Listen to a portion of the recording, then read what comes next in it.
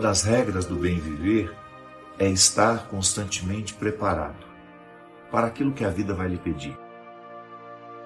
E eu sei que é muito fácil na vida a gente assumir uma postura de que nós seremos sempre carregados pelos outros. Eu acho que você convive com gente assim. Eu acho que você já passou pela experiência de ter que lidar com aquela pessoa que nunca faz a sua parte e sempre espera que nós façamos por ela. Já começou assim lá na escola. A gente tinha aquele grupo de trabalho onde 2 ou 3 se dedicavam muito e o restante só colocava o nome. Muitas vezes nós somos escravizados assim. Às vezes até para sermos queridos. Em muitos momentos isso acontecia. E nós podemos reconhecer. Em muitos momentos nós carregamos os nossos chupins porque a gente queria ter um pouco da amizade deles. Então fazer o trabalho por eles era uma forma da gente, uma ilusão, né? Quantas vezes na nossa vida nós precisamos conviver com quem não queria ter o trabalho do preparo, de alguma forma. E eu sei que religiosamente, muitas vezes nós somos educados para entender que nós precisamos fazer pelos outros o tempo todo. Sim, eu acho que a vida é sempre uma experiência de doação, mas chega um momento em que você descobre que você não pode doar aquilo que não lhe permitirá chegar ao melhor. Que eu não tenho como dividir. É meu. Eu me preparei para aquilo. Coisas que você não sabe, não pode, não deveria nunca dividir. Porque é o resultado do que você se empenhou.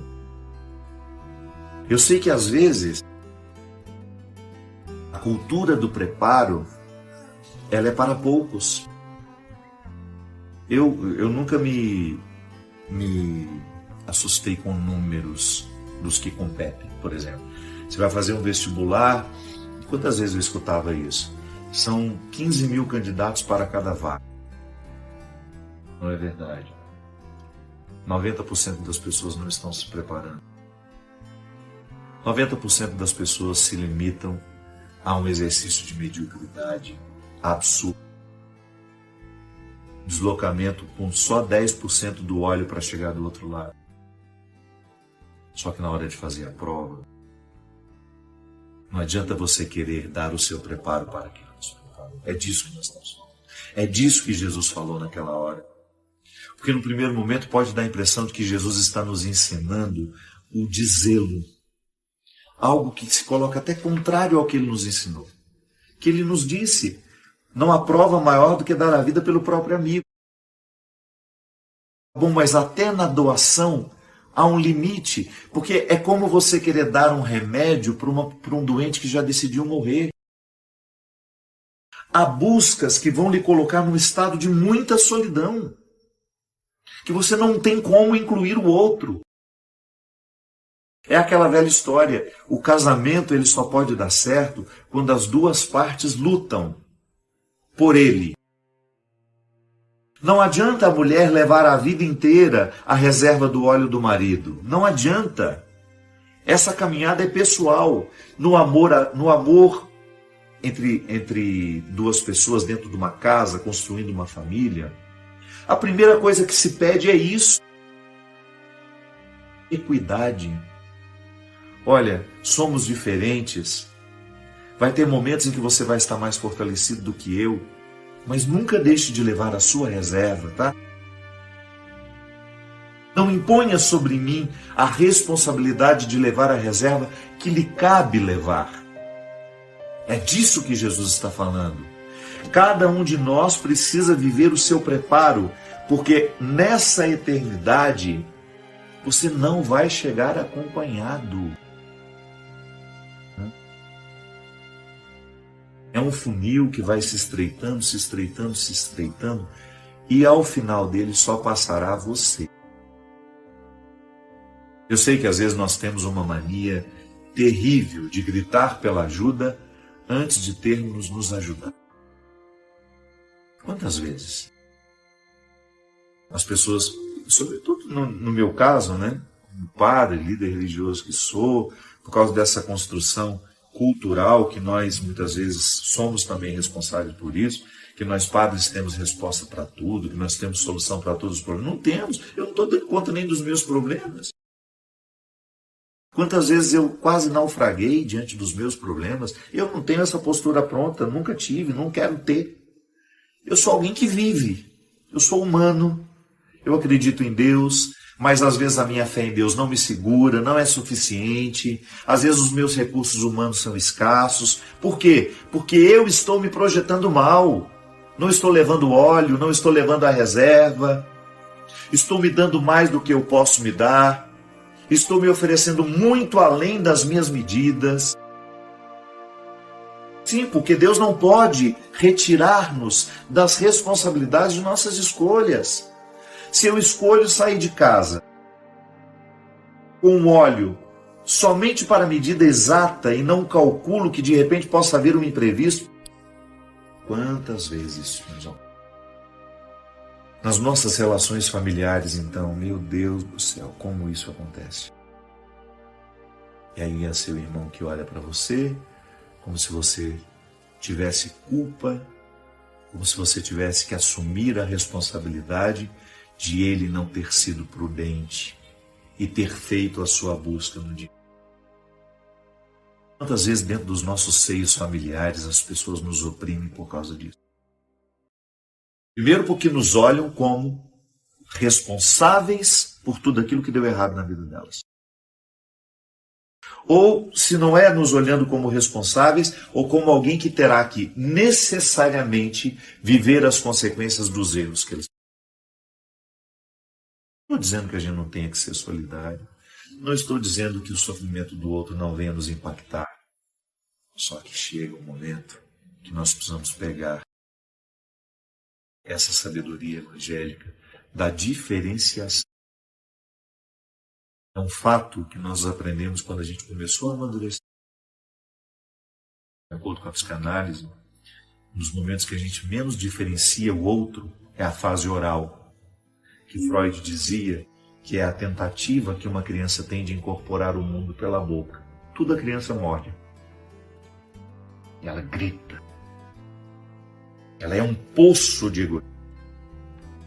Criança, a gente tem essa leitura bonita, né? Evangélica, a criança é pureza. Não, criança é um poço de egoísmo. Depois ela até amadurece para sair do egoísmo. Mas ela não sabe nem esperar a mãe dela chegar. Ela grita, ela urra, ela não quer saber se a mãe está com fome, se a mãe precisou ir ao banheiro. Quando ela tem a sua necessidade vital, ela entra em desespero, porque ela é egoísta.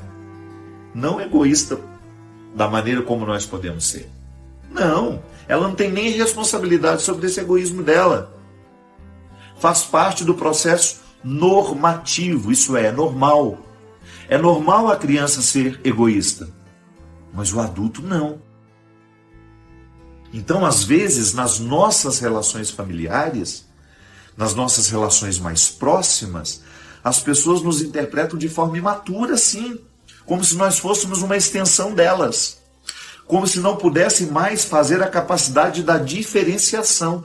Eu sou eu, você é você. Nós fizemos escolhas diferentes, embora a gente tenha tido oportunidades muito parecidas. Ou não. Pode ser que eu tenha tido muito menos oportunidade que meu irmão e tenha escolhido melhor que ele. Pode ser que ele tenha tido um monte de boas oportunidades e escolheu a pior parte. Escolheu morar na pior versão de si mesmo. E eu levo essa responsabilidade? Eu preciso assumir as consequências dos erros dos outros? Mas, lamentavelmente, em muitos momentos do discurso religioso, isso nos foi imposto como uma obrigação. Você tem a obrigação de levar os outros nas costas. Não é assim. O Evangelho nos propõe uma relação madura com tudo isso.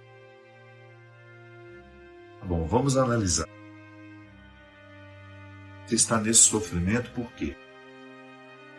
E talvez na hora de evitá-lo, você preferiu não evitá-lo. Tá bom, mas eu continuo aqui. Só que com uma diferença. O sofrimento é sério. Não tem como. Senão, eu vou começar a lidar aquilo que eu não tenho mais. Ou eu vou começar a retirar das minhas reservas e vou prejudicar aquilo que eu não posso, em hipótese alguma, prejudicar e deixar de cuidar da minha dignidade. Quando a gente dá o nosso óleo e a gente se priva de chegar, nós fazemos a matemática mais simplória. Talvez o caminho mais fácil, o senso comum, que algumas pessoas podem até chamar de egoísmo. Não. Na perspectiva de Jesus, isso é prudência. Prudência. Um exemplo simples. Nós temos uma pessoa que nós amamos muito. E ela quer nos levar por uns caminhos que a gente sabe que não são bons. Ah, vamos comigo, seja meu companheiro, eu não quero ir lá sozinho. Se você me ama e está me propondo ir a um lugar que não lhe fará bem também, que amor é esse? Que amor? Eu acho que é o contrário. Sou eu que lhe devo lhe convencer de não. Por amor a nós. Por amor à nossa realidade. Por amor à nossa situação. Se vai fazer mal para você, por que eu tenho? Não seria mais fácil eu lhe convencer a não ir? E assim nós não nos fazemos mal? Prudência é o que Jesus recomendou. Uma prudência que nos coloca na construção de reservas. Eu preciso ter reservas para o amor, eu preciso ter reservas para a paciência, que se esgota fácil. Eu preciso ter reserva de justiça. Toda e qualquer oportunidade que eu puder ser justo, eu quero ser. Porque eu sei que eu estou aplicando a justiça neste momento e estou construindo uma reserva dentro de mim. Para que no momento em que eu ficar tentado a ser injusto, a reserva falhe. Minha solidariedade, por exemplo, ela é escassa. Eu tenho muito mais facilidade de olhar para mim e para as minhas necessidades. Você é a mesma coisa. Então, toda e qualquer oportunidade que a gente tem de ser solidário, de maneira que a solidariedade não lhe faça ferir a prudência de dar o que você não pode dar, de oferecer o que você não pode oferecer, de colocar em risco aquilo que você não pode colocar em risco, então eu vou ser solidário. É porque o que Jesus está propondo nesse evangelho de hoje é muito desafiador. Ele está dizendo: não perca a sua salvação. Não perca a sua salvação tentando salvar. Acontece demais. O que está perdido nos leva junto. Tão mais fácil o que está perdido fazer muitos outros ficarem perdidos do que o que está salvo resgatar os que estão. Então, não abra mão, não negocie aquilo que você sabe que trará condenação na sua vida.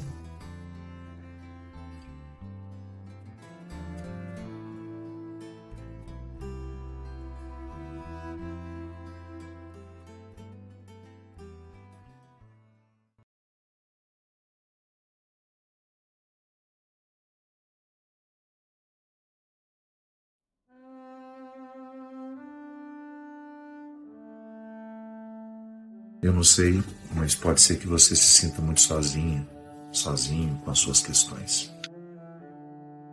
É muito comum nos dias de hoje a gente não ter com quem conversar. É muito difícil. Eu costumo dizer que a pior solidão que nós podemos enfrentar na vida não é a do corpo, não é a sensação de ter um corpo solitário, não. A pior solidão que nós podemos enfrentar na vida é a gente não ter com quem pensar. É a gente não ter com quem dividir o que a gente sente. A gente não ter oportunidade de sentar ao lado e sem dizer muitas palavras, sem articular muitas coisas, a gente ter a oportunidade de dizer assim: você não sabe o que eu passei hoje. E o outro querer ouvir. mais bonito que o outro querer entender. Vocês já me escutaram falar tantas vezes. Eu gosto muito do significado da palavra entender. Entender, entrar um na tenda do outro. Então, se eu quero entender você, eu entro na sua tenda. Eu vejo a vida pelo seu foco, pelo seu ambiente. Se você quer me entender, você entra na tenda comigo. Você vai observar o mundo a partir do meu lugar. Isso é muito bom. Quando você se sente entendido, quando você não precisa ficar multiplicando as palavras para o outro ter acesso ao que você está sentindo, o que você está pensando. Então é muito salutar quando a gente constrói uma intimidade assim. Eu continuo o primeiro responsável pela minha felicidade, mas eu encontro pessoas que se dispõem a viver comigo essa busca e essa procura e esse entendimento, não é?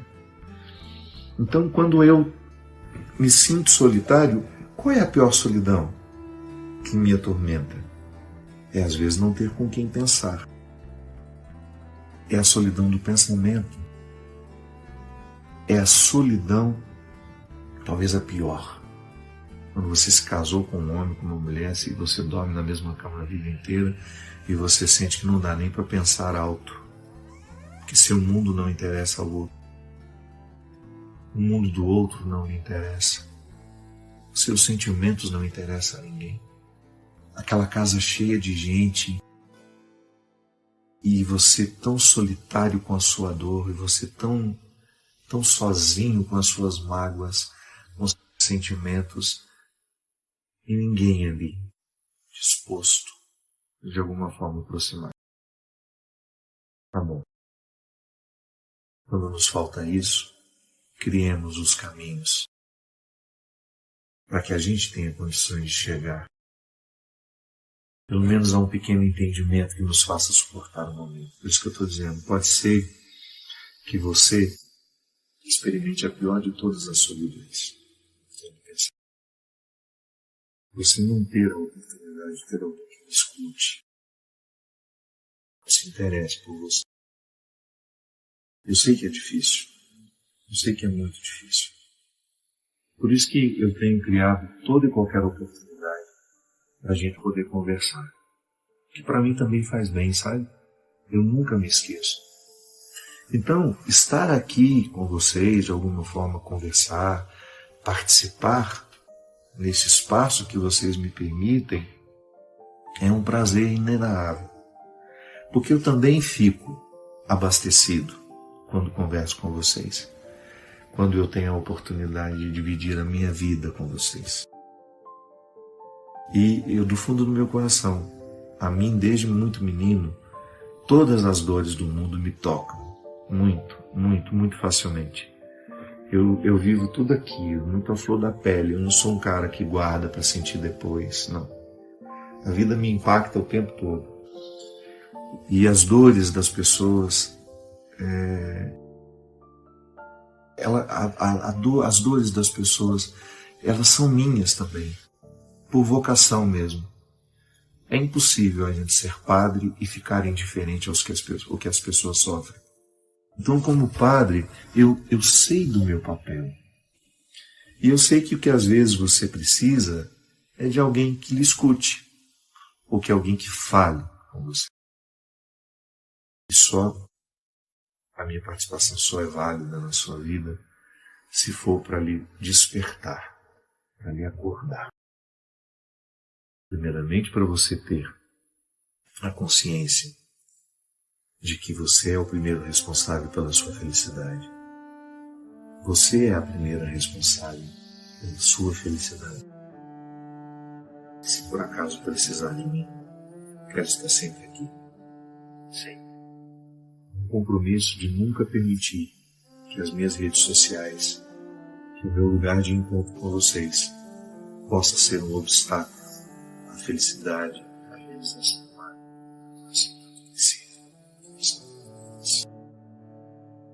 Jesus. gente deu exemplo, algumas pessoas buscam escape na droga, na violência, na prostituição socializada, buscam escape no álcool.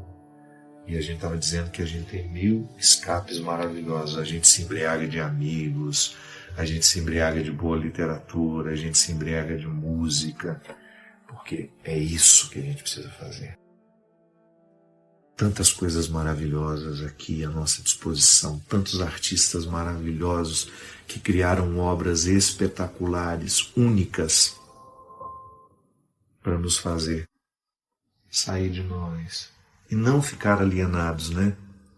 Que às vezes a gente tem a impressão de que o sair de nós é para ficar lá eternamente. Não, é igual a subida ao Monte Tabor, que os discípulos tiveram a tentação de dizer: Senhor, vamos armar para nós aqui algumas tendas. Nós armamos algumas na intenção dos nossos profetas, dos nossos ancestrais, e a gente fica aqui o resto da vida, a gente nunca mais desce para a planície. E Jesus disse: não. A gente sobe, é para refazer o espírito, e depois a gente desce para conviver melhor com aqueles que precisam de nós. Meus queridos, que Deus abençoe a nossa vida, o nosso coração. Se você acha que esse conteúdo foi importante para você e pode ser para alguém, e você recomenda. Que Deus abençoe muito vocês. Que nunca lhes falte esse primeiro movimento que lhe faz ser o primeiro responsável pela sua felicidade, mas também que nunca lhe falte a bonita oportunidade de você partilhar isso e receber e de oferecer também caminhos para que os outros sejam felizes também da forma que você deseja. Sobre a sua vida e sobre o seu coração, a bênção do céu.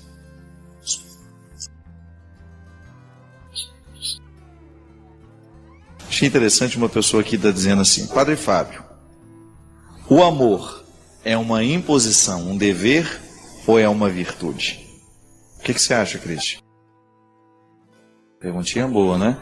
O amor é um dever, uma imposição ou é uma virtude? O que essa cara está querendo dizer aqui?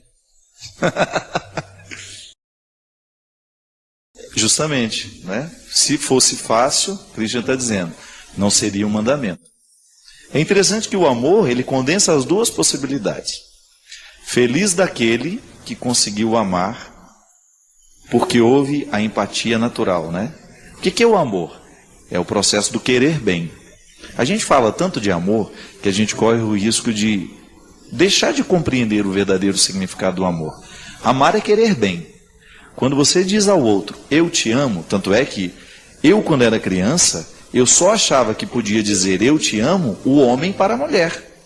Não é assim? A gente não tinha isso no passado? Era uma expressão típica de quem estava apaixonado. De um amor que erótico, poderia dizer, né? Ou apaixonado.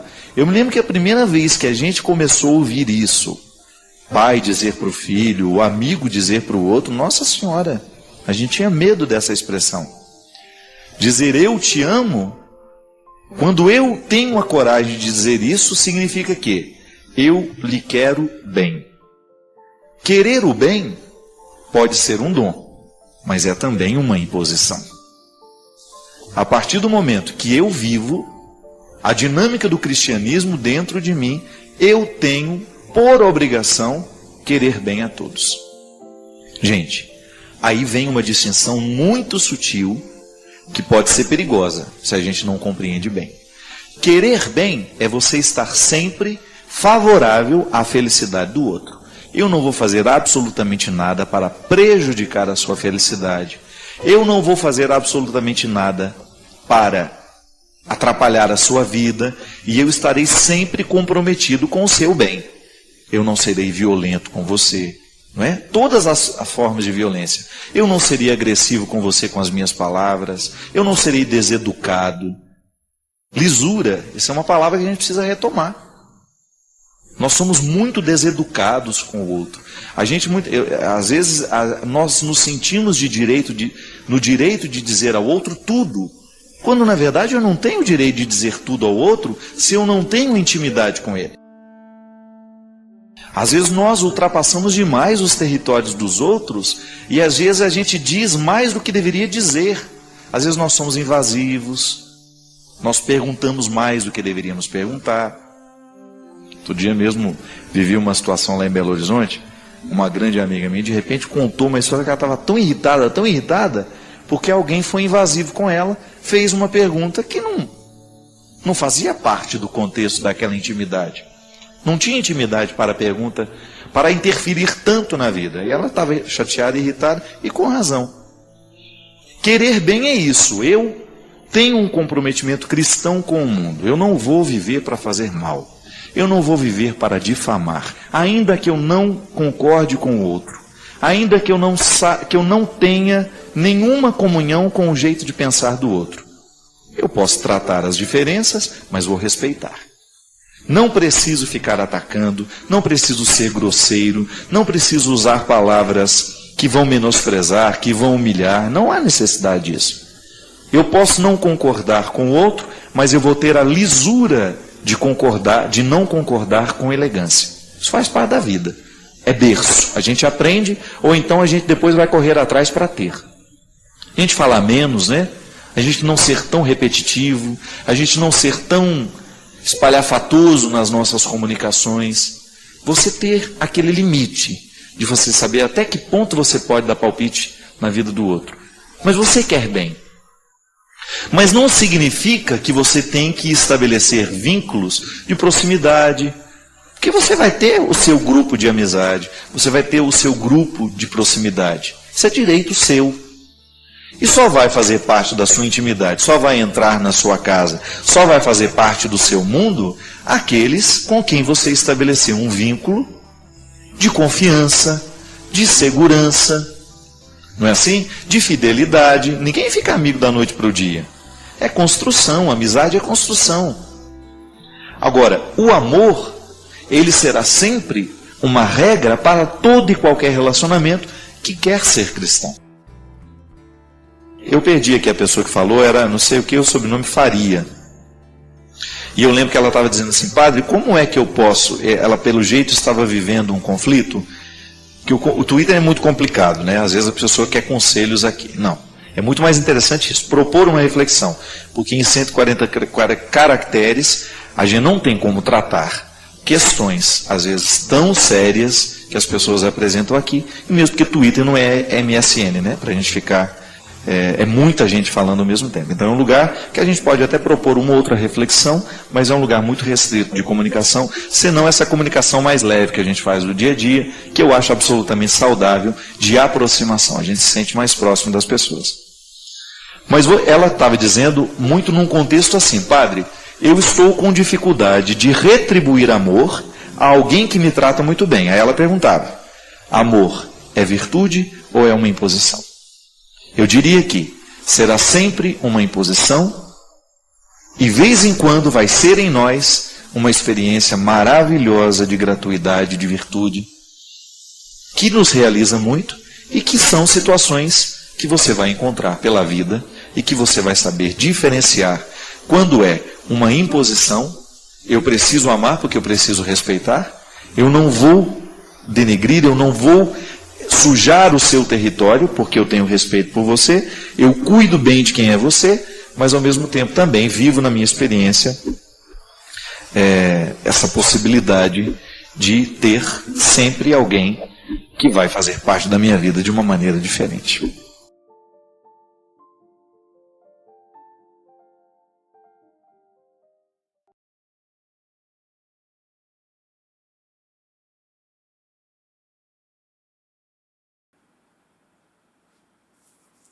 Olha, meus parabéns. Você escutou esse vídeo até o fim. E, sinceramente, não é todo mundo que faz isso. Isso mostra que você está buscando mais do que apenas distração. Curta, comente de onde você nos acompanha, dá uma olhadinha nos outros vídeos e links aí da descrição. E pode ter certeza que tem muito mais por vir. Valeu? Um grande abraço a todos e até o próximo vídeo. Tchau, tchau.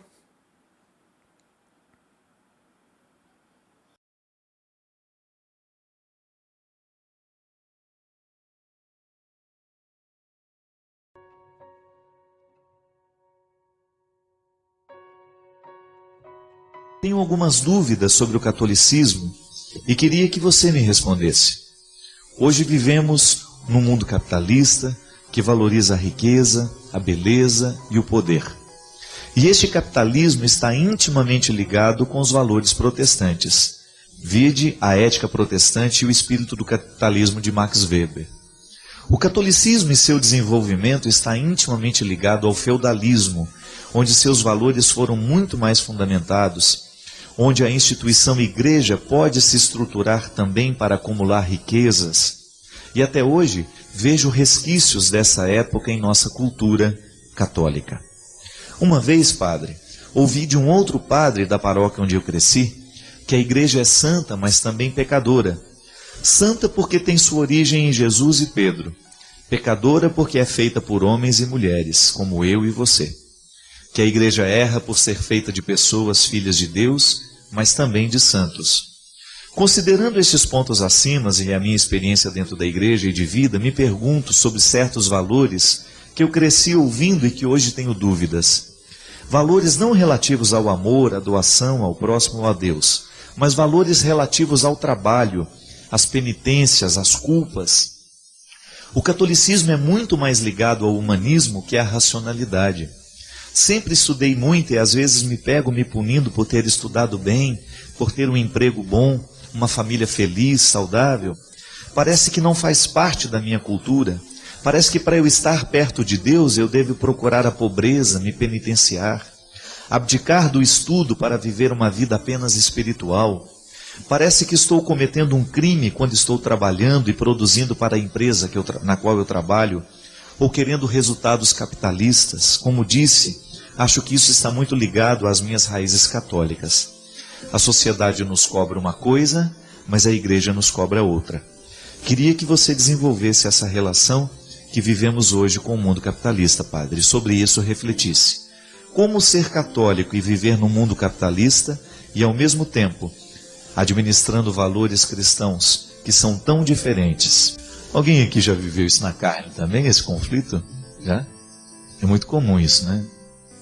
Quando uma pessoa, sobretudo quando você encontra uma pessoa que fez a experiência de Deus e é uma pessoa de muitos bens. Parece que ela, num primeiro momento, ela até enxerga a riqueza que acumulou, né, como uma contradição aos valores que agora está assumindo, né? Eu achei interessante porque é muito lúcido, né, o discurso da Andressa, e há alguns pontos interessantes, minha filha. Por exemplo, quando você fala que a igreja é divina em Jesus e Pedro, não, ela é divina em Jesus, né, no Cristo, né? Pedro já faz parte da humanidade da igreja, porque Jesus é o Cristo. E Jesus, quando nós falamos Jesus, nós estamos falando do mistério encarnado, é o Verbo que assume, né, a carne e que tem nome de Jesus. Mas nele está a divindade. Pedro é a continuidade histórica do mistério, né, do mistério que o Cristo institucionaliza, né, e que traz para a humanidade. Até eu acho interessante porque eu tinha um professor na teologia, isso parece heresia, mas não é não, já vou me explicar. Ele fala assim: Jesus queria o reino, mas Pedro fez a igreja. Interessante isso, né? O desejo de Jesus era o reino de Deus, mas nós só conseguimos dar a ele a igreja, ainda. Porque a igreja é uma formatação humana, limitada, porque somos humanos, mas estamos a caminho. Por isso que o Concílio Vaticano II fala de maneira tão bonita que o reino de Deus subsiste dentro da igreja. A igreja de Cristo subsiste dentro da igreja católica. Isso é, nós estamos conectados ao princípio do mistério, mas nós não somos a totalidade do mistério revelado.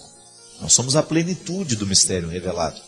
É por isso que nós temos que ter muita tolerância com as outras religiões que são diferentes das nossas. Ela está em conflito porque justamente ela teve um encontro com outras religiões, com outras culturas. E é bonito que a gente também precisa identificar que as outras religiões, as outras culturas, também vivem a sua experiência de Antigo Testamento. Nós também vivemos, antes de chegar a Jesus, a gente passou pela experiência do Antigo Testamento. Então a igreja de Cristo subsiste na igreja católica, tá certo? Então aqui nós temos uma primazia, a primazia de Pedro. É a igreja que Jesus institui, porque ele queria o reino, esta igreja significava a presença do reino. Por isso que hoje, quando nós realizamos a Eucaristia, quando nós atendemos, quando nós ministramos os sacramentos de maneira geral, nós estamos apressando o reino de Deus. Não tem aquela música do Padre Jonas bonita? Somos, Senhor, tua igreja, que apressa a tua vinda gloriosa. Isso é lindo. A igreja apressa a vinda do reino, porque na verdade o nosso objetivo é o reino de Deus. Agora, enquanto nós somos igreja, nós somos limitados. É a parte de Pedro, que negou inclusive o mestre no momento da morte. No momento do Calvário, Pedro negou. Esses limites, minha filha, nós os assumimos com todas as suas características. Os limites sociais, os limites financeiros, os limites econômicos, né? Os limites filosóficos, os limites... Tudo que diz respeito ao nosso limite está dentro da igreja. Porque ela é guiada por homens e mulheres limitados. Nós, o tempo todo, nós queremos ser guiados pelo Espírito Santo. Por isso que a igreja precisa de rezar. A oração é o mecanismo que purifica o que é humano. Isso é tão bonito. Você pensar que quando você reza, você está passando por um processo de purificação daquilo que é excessivo em você. Assim como nós precisamos passar o ouro pelo fogo, né, para purificar, nós também precisamos orar. Nós precisamos ritualizar a nossa fé, porque é o momento em que a gente joga os excessos. É para a gente tomar contato com a nossa fraqueza e superá-la em Deus. A graça de Deus está agindo o tempo todo, mas onde que ela age? Na natureza humana, que é limitada. Então o processo de Deus em nós é lento. Ele fica mais acelerado à medida em que a gente se converte mais, né? Então quanto mais essa igreja estiver convertida, mais rápida será a ascensão do reino sobre esta igreja. Então é bonito a gente pensar isso. A igreja de Deus a igreja está aqui. Ela tem características humanas, porque ela é feita de pessoas. Mas ela é uma instituição divina, isto é, nasceu do coração de Jesus. Mas o que é que Jesus quer que esta igreja chegue a ser? Reino de Deus. Por isso que nós não podemos ficar brigando entre nós. Senão é uma hipocrisia da nossa parte. Só quem já leu os livros do Padre Fábio de Melo sabe o quanto eles são transformadores, nos fazem refletir e mudam a nossa forma de enxergar a vida. Se você ainda não leu, não perca essa grande chance. Saiba mais clicando nos links da descrição. Padre Fábio, boa noite. Eu venho pedir um conselho. Tenho passado por muitas dificuldades no meu trabalho. Estou desanimada, triste, estressada, me sinto até perseguida, padre. Trabalho tanto e faço tanto pelos pacientes, para as pessoas que precisam, mas só recebo coisas ruins. Recebo muitas críticas e essas críticas me destroem. As cobranças aumentam todo dia e eu não tenho dado conta. Isso está acabando com a minha vida. Tenho o sonho de cursar medicina. Já fiz 5 anos de cursinho, não passo, e isso acumula dentro de mim e tem acabado com a minha alegria, minha autoestima. O que posso fazer para aquietar meu coração e resolver meus problemas? Nós não temos... A melhor maneira de administrar esses momentos difíceis é a gente refletir as causas. Que às vezes nós estamos achando, né? Você, por exemplo, eu não tenho um pleno conhecimento do seu contexto, você apenas me partilha alguns detalhes dele. Vamos aqui, por exemplo, esse primeiro momento, em que você se sente desanimada e estressada e perseguida no seu ambiente de trabalho. Muito cuidado, às vezes você acha que a perseguição é que está gerando o estresse. E às vezes é o contrário. Às vezes é o estresse, a vida tumultuada que você está vivendo, uma vida que não... Pode ser que seja verdade ou não, mas uma vida que às vezes em que você não consegue colocar um tempo para o seu descanso, para o seu lazer, isso vai gerando uma dificuldade no seu relacionamento. Às vezes nós pensamos que o problema é o relacionamento. Não, às vezes o relacionamento é apenas um sintoma, uma consequência, né, daquilo que está de errado em nós. Então, às vezes, é a nossa estrutura de vida que precisa ser modificada para que depois a gente melhore as outras coisas. Então, a melhor maneira de lidar com o estresse, minha filha, de diminuir o poder desse estresse, é uma mudança de atitude mesmo. Você analisar o jeito como você está vivendo, a maneira como você está organizando o seu tempo, se você está dando ao seu corpo o descanso necessário, se alimentando corretamente. Tudo isso é fundamental para que o estresse não prevaleça em nós. Estilo de vida mesmo, minha filha. Quando você tiver sua folga, o seu momento de lazer, né, o seu tempo livre, escolha bem como é que você vai gastar esse tempo. Porque às vezes nós somos tão infelizes nas escolhas que nós fazemos para o nosso descanso, né? É igual descer para Ubatuba, em época de festas. Eu fico vendo, o povo trabalha, aquele cansaço todo, aí vai para a praia. Um feriado prolongado, por exemplo. Aí vai bonitinho. Na hora que volta, leva 12 horas para subir a serra. Isso no domingo, né? Aí o descanso todo que teve, acabou, foi embora. A pessoa volta tão estressada, ela chega em casa chutando o cachorro, derrubando o papagaio do puleiro, porque ela está acabada, ela está destruída. Então, às vezes, nós escolhemos muito errado a maneira como nós vamos descansar. Então, a gente precisa ter um crivo, né? Será que vai valer a pena esse deslocamento? Será que, às vezes, fazer com que o meu descanso seja até um ficar em casa, né? Você descobriu o sabor de ficar na sua casa sem ter o que fazer. Ocupar-se com uma leitura, um bom programa de televisão, ou receber os amigos, estar com as pessoas que você ama. Enfim, a gente vai diminuindo o nosso estresse à medida em que a gente identifica o que é que está nos estressando. E muitas vezes, nós, quando vamos identificar o que nos estressa, a gente chega a essa conclusão. Nós estamos vivendo de maneira muito errada. E a gente pode mudar isso. Você pode se recordar, você já deve ter escutado tantas vezes a história da ovelha perdida. Quando Jesus compara o amor que aquele pastor tem pela ovelha, ele vai buscar a ovelha que está perdida, ele não deixa que ela se continue esquecida, ele guarda de maneira responsável, né? Ele precisa deixar as 99 que estão ali. Aparentemente pode parecer uma irresponsabilidade, né? Mas é claro que ele deixou cuidadas aquelas que estavam ali. Elas já estavam no lugar certo. E ele saiu em busca daquela que estava no lugar errado. Nesta parábola, nós podemos descobrir a beleza de um Deus que sai para buscar o que está perdido. É natural do amor ir buscar o que está perdido. E Jesus nos ensina que Deus age assim. O pastor cuida das ovelhas que estão ali e ao perceber que está faltando uma, ele guarda as 99 e vai buscar a que está perdida. Também dentro das parábolas da misericórdia nós encontramos a história do filho pródigo. Daquele rapaz que resolveu pedir a parte da herança e ir embora. E depois de viver um tempo longe do pai, de ter gastado toda a herança, ele descobre naquele momento de ausência, de sofrimento, que a gente sabe que o sofrimento nos revela muitas coisas importantes. Naquele momento de dor e de sofrimento, de solidão, ele descobriu que o lugar dele não era aquele. Ele ficou indignado com o que estava vivendo.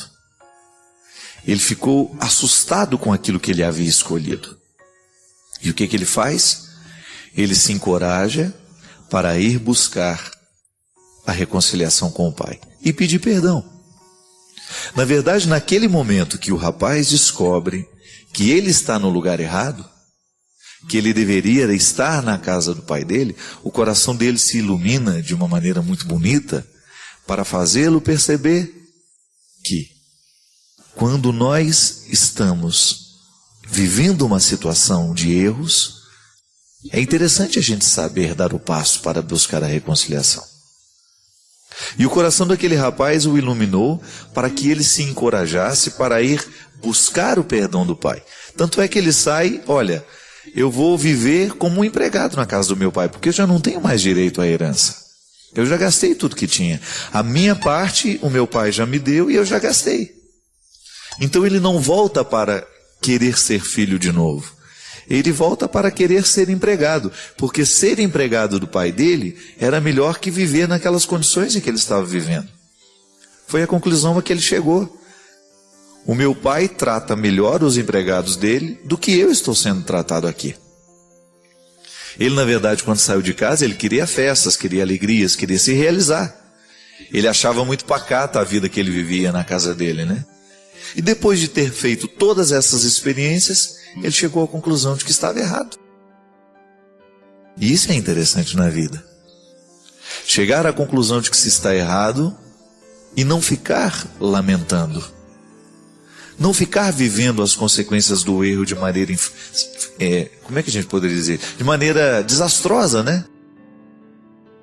Viver a consequência do erro de maneira desastrosa é você não sair do erro. Mas de repente você percebe, errei, não fiz como poderia ter feito. Aí você vai buscar o acerto que você ainda tem direito. A misericórdia de Deus nos ensina isso, minha gente. Nunca é tarde para que a gente reconheça de que nós estamos no lugar errado. O pecado é o lugar errado. As escolhas infelizes que nós vamos fazendo, que vão destruindo a nossa vida, não é para isso que Deus nos projetou. Mas aí a gente precisa ter a coragem de acreditar que o Deus que nos espera está lá para nos tratar como filhos, não como empregados. E foi a grande transformação que aconteceu no coração do rapaz. Imagina ele voltando para casa, desejoso de reencontrar um lugar na fazenda do pai, mas para ser um empregado, porque ele não se sentia merecedor de ser reintegrado à família, de ser tratado como filho, porque foi ele mesmo que não quis mais. Existia uma lógica nessa história, né? É justo que quando uma porta se fecha, outras se abrem. Mas a sabedoria precisa ser buscada para identificar que na porta que se fecha, também há um cuidado de Deus sendo expresso. E que nem sempre a gente consegue compreender, não é mesmo? Talvez a gente tenha sido educado em pensar e acreditar que o cuidado de Deus será manifestado o tempo todo naquilo que nos favorece. Aparentemente, né? Quantas vezes na vida uma porta fechada significa oportunidade de crescimento? E mesmo que amar e ser amado consiste o tempo todo em estabelecer limites, em abrir portas, mas também em fechar portas. Amor de pai e de mãe se expressa no sim, nas oportunidades que a gente permite aos filhos, naquilo que a gente delibera, naquilo que a gente entrega, mas o amor também se expressa naquilo que nós negamos. Sobretudo quando você descobre que a palavra não, quando usada de maneira correta, ela ajuda a estabelecer limites necessários para a construção do caráter. Nós jamais vamos poder ter filhos educados, com bom caráter, se nós não dissermos não para muitas questões. Quando você percebe que o seu filho não está preparado para aquele presente, quando seu filho não está preparado para aquela situação, para aquela viagem, para aquele momento de solidão, né? Quando o filho começa a reivindicar que ele quer viajar sozinho, que ele quer fazer sozinho, quando você percebe que ele não está preparado para este momento, e você diz não a ele, mesmo que ele não compreenda, aquele não é importante na construção do caráter do filho. Isso é cuidar, né?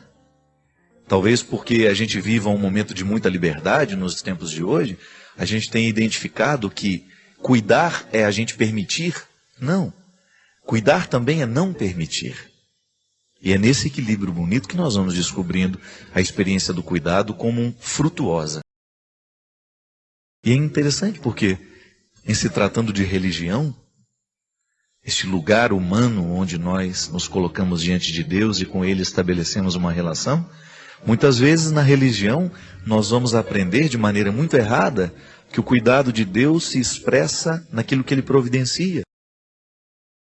Certo? Mas a providência de Deus não é só permissão.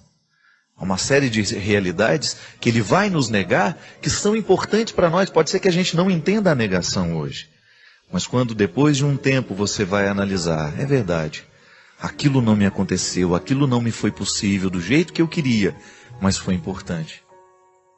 Esta regra, minha gente, está nos jardins. Quando você vê uma árvore muito viçosa, toda bonita, e de repente o jardineiro vai com sua tesoura e poda aquela árvore. Aparentemente a gente acha um absurdo. Como é que uma árvore tão bonita está sendo podada? Como é que nós podemos entender que o viço daquela árvore seja quebrado por uma tesoura e aparentemente ela pareça ter perdido tudo o que ela tinha? Mas aí vem a sabedoria do jardineiro. Ele sabe que se a árvore não for podada, ela começa a definhar, porque ela não vai ter mais uma disciplina no seu jeito de crescer. A tesoura, ela disciplina a árvore para que ela cresça de um jeito certo. É muito bonito a gente compreender esta lógica dos jardins e aplicá-la na nossa vida. Quando a gente sofre uma poda, é tão doído, né? Porque você está acostumado a ser vistoso, você está acostumado a ser grande, e de repente uma realidade vem e lhe poda. E você não entende aquilo. É como a gente ser corrigido. Quando uma palavra de correção chega até o nosso coração, a primeira reação que a gente costuma ter é de negação daquela correção. A gente acha que a pessoa que está nos corrigindo está agindo com maldade, a gente corre o risco de pensar que a correção é uma maldade do outro, mas não. Nem sempre ela é uma maldade. Pode ser que seja. Pode ser que existem pessoas maldosas que estejam querendo podar você, não porque você precisa de poda, é porque o seu trabalho, o seu sucesso incomoda. Mas quando esta correção vem de uma pessoa que tem a autoridade afetiva do amor, eu sempre digo isso, minha gente, dê ouvidos a quem ama você. Se a palavra de quem ama está diretamente conectada com a responsabilidade de fazer você crescer, é importante ouvir o que ela tem a dizer. Porque é a palavra da poda, é a palavra da reorientação, é a palavra do cuidado, né? É uma palavra que cuida de nós. Quando você já experimentou na sua vida, alguém ama você. E ela lhe indicou caminhos que eram mais difíceis. Eram caminhos de podas, eram caminhos de renúncias. E você ousou buscar, mesmo sabendo que não seria fácil. Que você evolui, você avança como pessoa. E aí ele deu um exemplo muito bonito. Tenha dentro de você sempre a coragem de buscar as suas reservas de amor. Porque você vai precisar usá-las no momento em que você estiver sendo contrariado.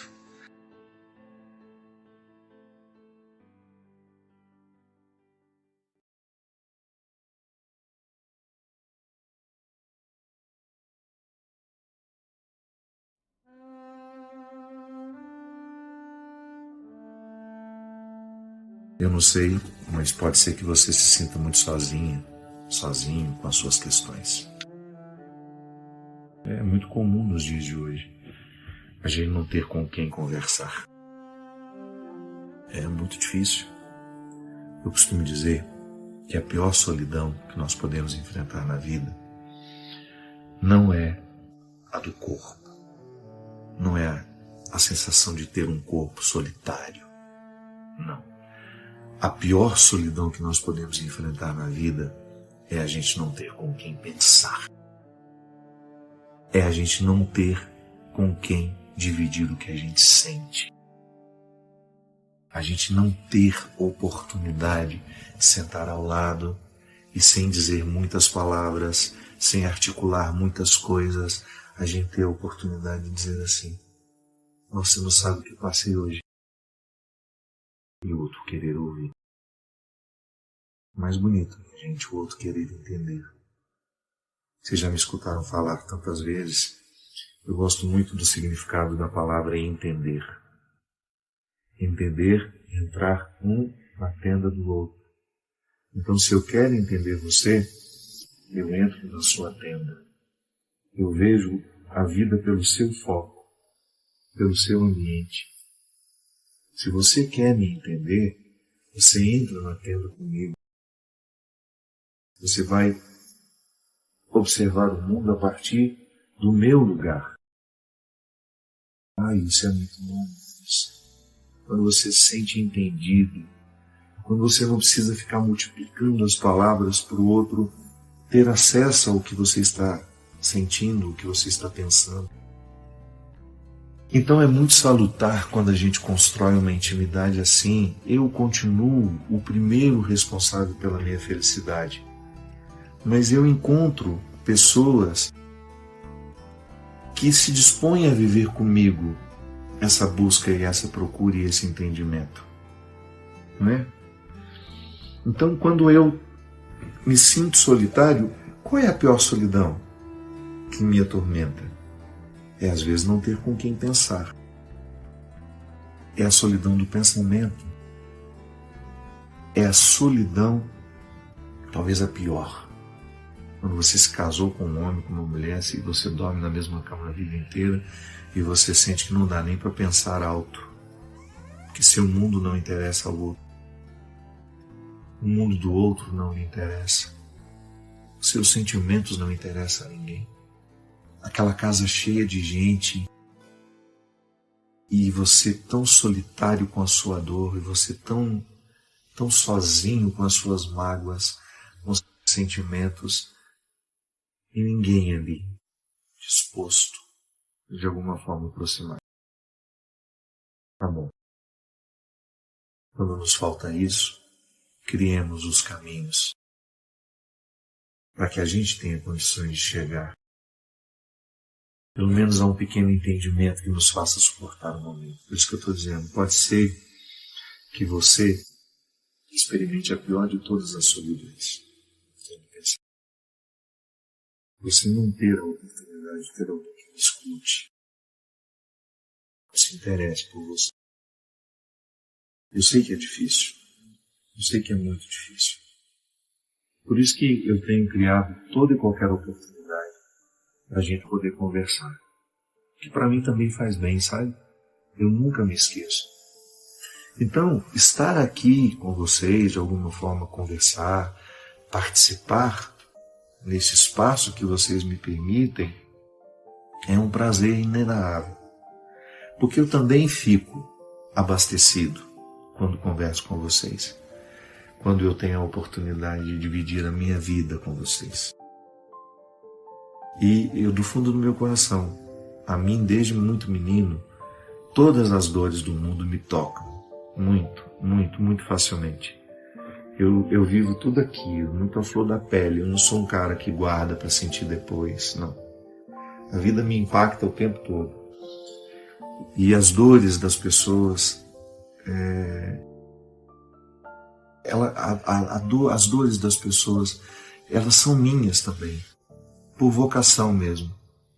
É impossível a gente ser padre e ficar indiferente ao que as pessoas sofrem. Então, como padre, eu sei do meu papel. E eu sei que o que às vezes você precisa é de alguém que lhe escute, ou que alguém que fale com você. E a minha participação só é válida na sua vida se for para lhe despertar, para lhe acordar. Primeiramente, para você ter a consciência de que você é o primeiro responsável pela sua felicidade. Você é a primeira responsável pela sua felicidade. Se por acaso precisar de mim, quero estar sempre aqui. Sim. Um compromisso de nunca permitir que as minhas redes sociais, que o meu lugar de encontro com vocês, possa ser um obstáculo à felicidade, à realização humana.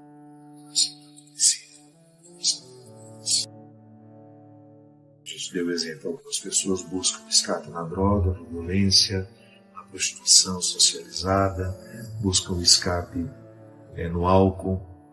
E a gente estava dizendo que a gente tem 1000 escapes maravilhosos. A gente se embriaga de amigos, a gente se embriaga de boa literatura, a gente se embriaga de música, porque é isso que a gente precisa fazer. tantas coisas maravilhosas aqui à nossa disposição, tantos artistas maravilhosos que criaram obras espetaculares, únicas, para nos fazer sair de nós e não ficar alienados, né? Que às vezes a gente tem a impressão de que o sair de nós é para ficar lá eternamente. Não, é igual a subida ao Monte Tabor, que os discípulos tiveram a tentação de dizer: Senhor, vamos armar para nós aqui algumas tendas. Nós armamos algumas na intenção dos nossos profetas, dos nossos ancestrais, e a gente fica aqui o resto da vida, a gente nunca mais desce para a planície. E Jesus disse: não. A gente sobe, é para refazer o espírito, e depois a gente desce para conviver melhor com aqueles que precisam de nós. Meus queridos, que Deus abençoe a nossa vida, o nosso coração.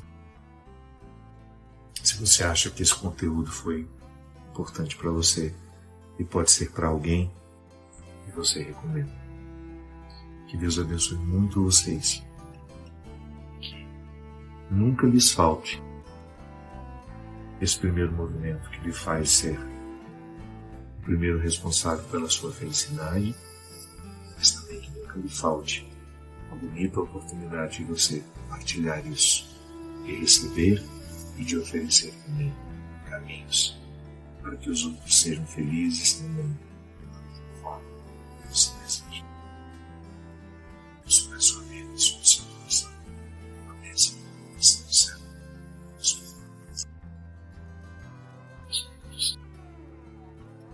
Achei interessante uma pessoa aqui está dizendo assim: Padre Fábio, o amor é uma imposição, um dever ou é uma virtude? O que você acha, Cristian? Perguntinha boa, né? O amor é um dever, uma imposição ou é uma virtude? O que essa cara está querendo dizer? Justamente, né? Se fosse fácil, Cristian está dizendo, não seria um mandamento. É interessante que o amor, ele condensa as duas possibilidades. Feliz daquele que conseguiu amar, porque houve a empatia natural, né? O que é o amor? É o processo do querer bem. A gente fala tanto de amor que a gente corre o risco de deixar de compreender o verdadeiro significado do amor. Amar é querer bem. Quando você diz ao outro, eu te amo, tanto é que eu, quando era criança, eu só achava que podia dizer eu te amo o homem para a mulher. Não é assim? A gente não tinha isso no passado? Era uma expressão típica de quem estava apaixonado. De um amor que erótico, poderia dizer, né? Ou apaixonado. Eu me lembro que a primeira vez que a gente começou a ouvir isso, pai dizer para o filho, o amigo dizer para o outro, Nossa Senhora, a gente tinha medo dessa expressão. Dizer eu te amo, quando eu tenho a coragem de dizer isso, significa que eu lhe quero bem. Querer o bem pode ser um dom, mas é também uma imposição. A partir do momento que eu vivo a dinâmica do cristianismo dentro de mim, eu tenho, por obrigação, querer bem a todos. Gente, aí vem uma distinção muito sutil, que pode ser perigosa, se a gente não compreende bem. Querer bem é você estar sempre favorável à felicidade do outro. Eu não vou fazer absolutamente nada para prejudicar a sua felicidade. Eu não vou fazer absolutamente nada para atrapalhar a sua vida, e eu estarei sempre comprometido com o seu bem. Eu não serei violento com você, não é? Todas as formas de violência. Eu não serei agressivo com você com as minhas palavras, eu não serei deseducado. Lisura, essa é uma palavra que a gente precisa retomar. Nós somos muito deseducados com o outro. Às vezes, nós nos sentimos no direito de dizer ao outro tudo, quando na verdade eu não tenho o direito de dizer tudo ao outro se eu não tenho intimidade com ele. Às vezes nós ultrapassamos demais os territórios dos outros e às vezes a gente diz mais do que deveria dizer. Às vezes nós somos invasivos, nós perguntamos mais do que deveríamos perguntar. Outro dia mesmo vivi uma situação lá em Belo Horizonte uma grande amiga minha, de repente contou uma história que ela estava tão irritada, porque alguém foi invasivo com ela, fez uma pergunta que não fazia parte do contexto daquela intimidade. Não tinha intimidade para a pergunta, para interferir tanto na vida. E ela estava chateada, irritada, e com razão. Querer bem é isso. Eu tenho um comprometimento cristão com o mundo. Eu não vou viver para fazer mal. Eu não vou viver para difamar. Ainda que eu não concorde com o outro. Ainda que eu não tenha nenhuma comunhão com o jeito de pensar do outro. Eu posso tratar as diferenças, mas vou respeitar. Não preciso ficar atacando, não preciso ser grosseiro, não preciso usar palavras que vão menosprezar, que vão humilhar. Não há necessidade disso. Eu posso não concordar com o outro, mas eu vou ter a lisura de não concordar com elegância. Isso faz parte da vida. É berço. A gente aprende, ou então a gente depois vai correr atrás para ter. A gente falar menos, né? A gente não ser tão repetitivo, a gente não ser tão espalhafatoso nas nossas comunicações. Você ter aquele limite de você saber até que ponto você pode dar palpite na vida do outro. Mas você quer bem. Mas não significa que você tem que estabelecer vínculos de proximidade, porque você vai ter o seu grupo de amizade, você vai ter o seu grupo de proximidade. Isso é direito seu. E só vai fazer parte da sua intimidade, só vai entrar na sua casa, só vai fazer parte do seu mundo aqueles com quem você estabeleceu um vínculo de confiança, de segurança, não é assim? De fidelidade. Ninguém fica amigo da noite para o dia. É construção, amizade é construção. Agora, o amor, ele será sempre uma regra para todo e qualquer relacionamento que quer ser cristão. Eu perdi aqui a pessoa que falou, era não sei o que, o sobrenome Faria. E eu lembro que ela estava dizendo assim, padre, como é que eu posso... Ela, pelo jeito, estava vivendo um conflito, que o Twitter é muito complicado, né? Às vezes a pessoa quer conselhos aqui. Não, é muito mais interessante isso, propor uma reflexão. Porque em 140 caracteres, a gente não tem como tratar questões, às vezes, tão sérias que as pessoas apresentam aqui, e mesmo porque Twitter não é MSN, né? Para a gente ficar... É muita gente falando ao mesmo tempo. Então é um lugar que a gente pode até propor uma outra reflexão, mas é um lugar muito restrito de comunicação, senão essa comunicação mais leve que a gente faz no dia a dia, que eu acho absolutamente saudável, de aproximação. A gente se sente mais próximo das pessoas. Mas ela estava dizendo muito num contexto assim, padre, eu estou com dificuldade de retribuir amor a alguém que me trata muito bem. Aí ela perguntava, amor é virtude ou é uma imposição? Eu diria que será sempre uma imposição e, vez em quando, vai ser em nós uma experiência maravilhosa de gratuidade, de virtude, que nos realiza muito e que são situações que você vai encontrar pela vida e que você vai saber diferenciar quando é uma imposição, eu preciso amar porque eu preciso respeitar, eu não vou denegrir, eu não vou sujar o seu território, porque eu tenho respeito por você, eu cuido bem de quem é você, mas ao mesmo tempo também vivo na minha experiência essa possibilidade de ter sempre alguém que vai fazer parte da minha vida de uma maneira diferente.